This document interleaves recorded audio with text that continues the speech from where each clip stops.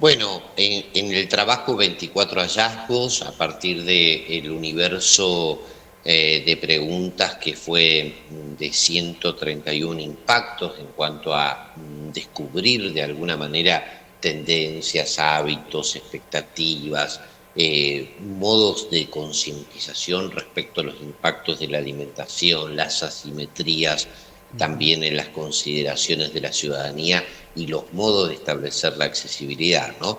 24 hallazgos, grandes hallazgos, que sobre 1.422 casos, Ignacio, un trabajo de orden nacional, con una estratificación por densidades poblacionales como habitualmente con la metodología que ya está establecida desde la Fundación Colsecor. Trabajamos pueblos pequeños, pequeños medianos, medianas y grandes ciudades y también grandes ciudades en zonas metropolitanas.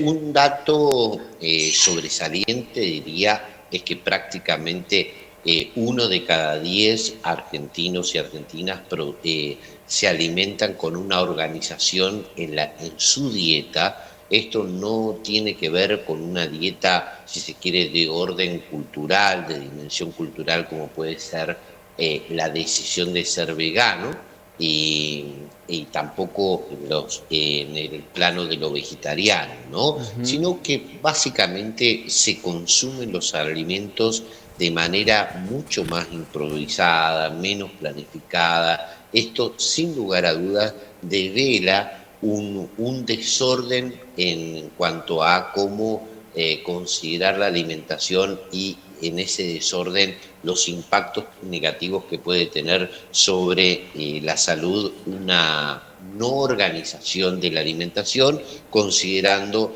que hay que establecer criterios de validación por la variedad, por la riqueza de los nutrientes, por las afectaciones que puede tener sobre el colesterol, la glucemia, la generación de sobrepeso, las calorías, los azúcares, sodio, grasa, es decir, todo lo que de alguna manera uno puede considerar para tener una alimentación saludable, ¿sí? Otro hallazgo importante es que una enorme mayoría consume carne vacuna. El Ujú. 71% de la ciudadanía come con frecuencia carne vacuna, come muchísimo pollo también, pero en menos cantidades, pero con mayor frecuencia. Allí lo que sí descubrimos, que es un dato muy importante, es que el 25% de los que comen carne vacuna de manera frecuente, Ujú. de alguna manera se descubre un cuarto de la población que puede empezar a considerar una baja del consumo de carne vacuna. Es decir, está intentando reducirlo. Esto es sobre aquellos que pueden comer de vez en cuando y no de manera tan establecida. Nosotros, uno de los títulos del hallazgo fue Sin carne no hay paraíso, especialmente para los hombres. El Ujú. 61% acuerda mucho o algo en que la carne no se puede sustituir de la canasta básica de alimentos, si se quiere. Los varones en un 69% acuerdan con esta afirmación y en menor porcentaje las mujeres. Aquí hay claramente una distinción. El 52% de las mujeres dice estar de acuerdo con esta afirmación de la dificultad en cuanto a sustituir la carne de la dieta de los argentinos. Otros hallazgos importantes, Ignacio, tienen que ver con que 1 de cada 3 siente que come más de la cuenta por lo menos 1 o 2 veces a la semana. Esto es un porcentaje significativo, estamos hablando del 32% que se manifiesta de esta manera. El 15% además dice hacerlo todos los días, es decir, que come de manera excesiva. Esto naturalmente produce una afectación también en la salud. Respecto a ejercicios y comidas, la fórmula de alguna manera del cuidado, las dos opciones que más eligen las personas para cuidar su cuerpo son hacer ejercicio, un 43%, y un 40% cuidarse en cuanto a la alimentación. Si hacemos foco en hacer ejercicio, el 40% de las mujeres coincide con esta afirmación y el 51% de los varones. Es decir, que aquí hay también un matiz de modos de entender el impacto que tiene hacer ejercicio. Los varones, 51%, lo repito, 40% las mujeres. En cuanto al cuidado de la alimentación, las mujeres de manera más destacada, en un 44% coinciden que cuidar la alimentación es clave como la fórmula del cuidado, y en un 35% los varones. También allí encontramos una manera diferente de comprender cómo en estos dos aspectos se puede entender esta fórmula, si se quiere, del cuidado entre cuidarse las comidas y hacer ejercicio. Bueno, muchos elementos de hallazgos. Ignacio, aparece también un hallazgo importante en cuanto a cómo son las prácticas a partir de la aplicación ya de la ley de etiquetado frontal. Más de la mitad ya pone atención, lee la información que producen las etiquetas sobre los productos. Esto es un avance significativo. Para poner atención en aquellos que no leen. ¿Y por qué no leen? El 33% de los que no leen aducen que no se puede leer, es decir, que hay una dificultad en el diseño expositivo de la información que claramente no está ayudando, y esto es importante que se pueda considerar como dato previo a la aplicación obligatoria a partir del 2023. El 6% manifiesta porque no tiene interés. Es decir, que hay que buscar también un criterio de diseño expositivo para provocar un interés importante en las etiquetas.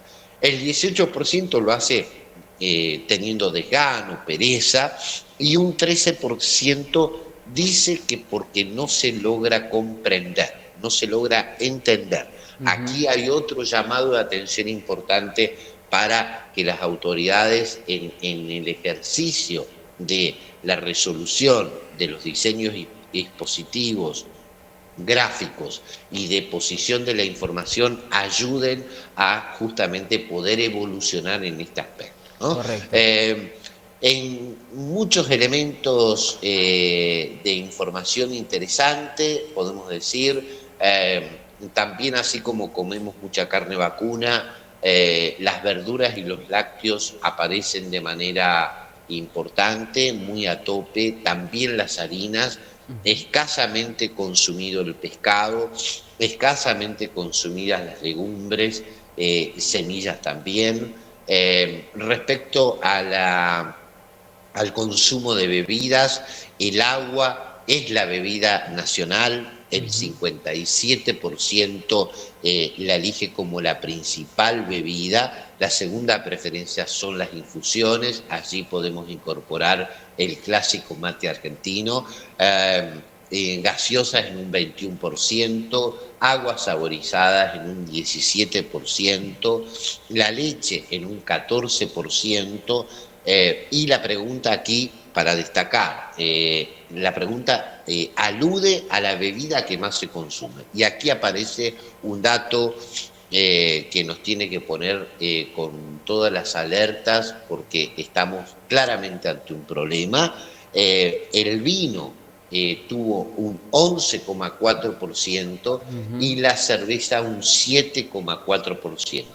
Repito, la pregunta alude a la bebida que más se consume. Aquí claramente estamos teniendo un problema que se puede avisorar en esta base estadística de alcohol, de consumo excesivos de alcohol, ¿no? Correcto. Alberto, en cuanto a estas tendencias que recién manifestabas, ¿podemos decir que el consumo de alimentos de los argentinos es variado o es monótono de cierta manera? Es variado y puede ser mucho más variado, Ujú. podemos coincidir en este punto. Claramente hay que incorporar otros elementos de la consideración de aquello que es sano, que pueda cumplimentar requisitos para esas motivaciones del cuidado de la salud. Hace falta incorporar también algunos elementos que entiendo que pueden ir en una tendencia creciente en cuanto a lo variado, pero también en cuanto a la producción de origen. ¿A qué me refiero? A que lo orgánico empieza a tener una consideración muy positiva Ujú. en la selección, en la elección del consumo. Distinto es el caso de los productos llamados light, donde solo el 6% considera que son beneficiosos para la buena salud. Es decir, que de alguna manera lo orgánico está en una consideración mucho más positiva de parte de la ciudadanía. ¿Y dónde preferimos comer los argentinos? ¿En casa, en el trabajo, intermedio? Claramente el lugar elegido para comer es la casa. La figura del delivery es una figura muy de zonas metropolitanas. Además, tampoco se elige tanto comer fuera de casa en los lugares de las zonas densamente pobladas, ¿no? Ujú. De hecho, se come poco en el trabajo como espacio para resolver las necesidades de alimentación, aún en las zonas muy densamente pobladas. El lugar elegido, y esto cuando uno genera una aproximación con una pregunta adicional, si se come mejor, ¿en dónde se come mejor? En los pueblos pequeños se entiende que se come mejor y hay que incorporar allí la variable del tiempo Ujú. necesario para producir la elección, la compra de los productos, pensar las comidas, cocinarlas con el tiempo necesario para comer con mayor calidad y esto es ubicado claramente en los pueblos pequeños donde los traslados claramente no producen la afectación para tener estos tiempos necesarios en cuanto a cómo nos alimentamos, ¿no? Y con qué nos alimentamos.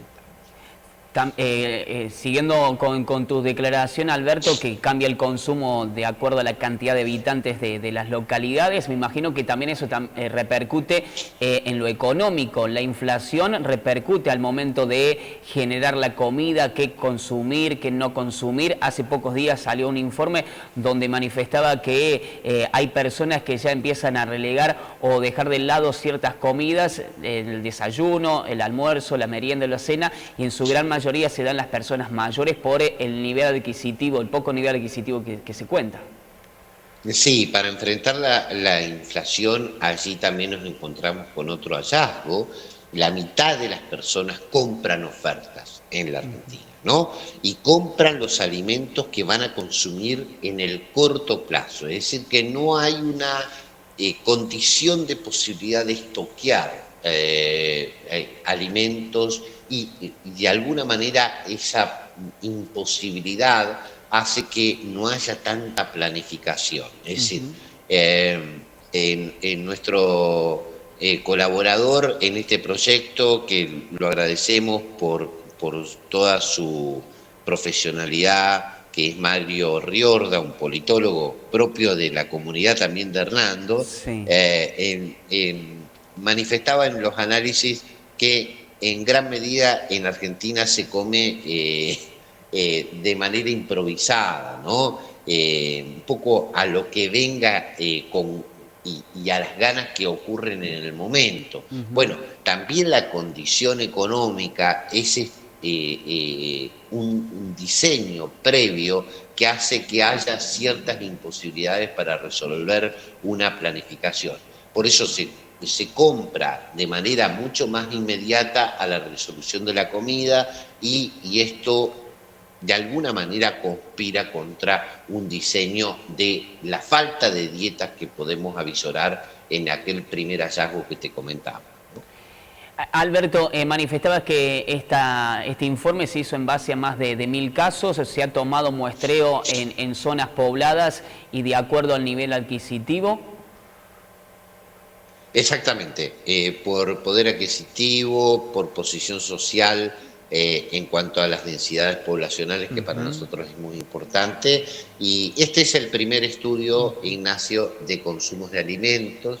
La idea es poder sostener este estudio para tener en la línea de tiempo histórico de qué manera esas perspectivas, esas consideraciones de los hábitos alimenticios se modifican en año a año, ¿no? Y que podamos tener esas estabilizaciones, evoluciones de tendencias, de alguna manera modificaciones. Las 131 preguntas, la idea también es que podamos tener alguna innovación todos los años, donde a partir del registro, la evaluación, la observación de datos que podamos tener del comportamiento de las conductas de compra, por ejemplo, de los consumos, de hábitos que suceden en la sociedad, poder incorporar nuevas preguntas, reemplazarlas a otras para tener si se quiere, una mirada actualizada, considerando lo importante que es en la economía y en la vida el consumo de los alimentos. ¿Han podido comparar estos resultados, estos números, con algún sondeo similar realizado en países limítrofes, en países vecinos? Hicimos en la preproducción de este proyecto una evaluación de distintos estudios. Nos parecía clave poder establecer esto en una saga de consideraciones del consumo. El presidente honorario de la Fundación Colsecor, el expresidente del Uruguay, José Pepe Mujica, pone atención en cómo es la conducta de la sociedad ante el consumo. Por eso arrancamos por algo tan importante que es el consumo de alimentos, pero también vamos a ampliar nuestra mirada sobre y análisis y proyectos sobre consumos de bienes culturales, consumo de servicios públicos y esenciales en próximos trabajos que vamos a ir presentando. Estudiar, conocer las dinámicas de consumo es poner en primer plano también el valor del tiempo que implica estar inmerso en el consumismo poco razonado. Y esto es una atención, una causa colectiva de orden comunitario que Pepe Mujica moviliza en cuanto a sus reflexiones, con su testimonio, con sus prácticas, y algo que lo distingue claramente como un líder cultural ante este aspecto que constituye la vida en sociedad, que para nosotros es muy importante.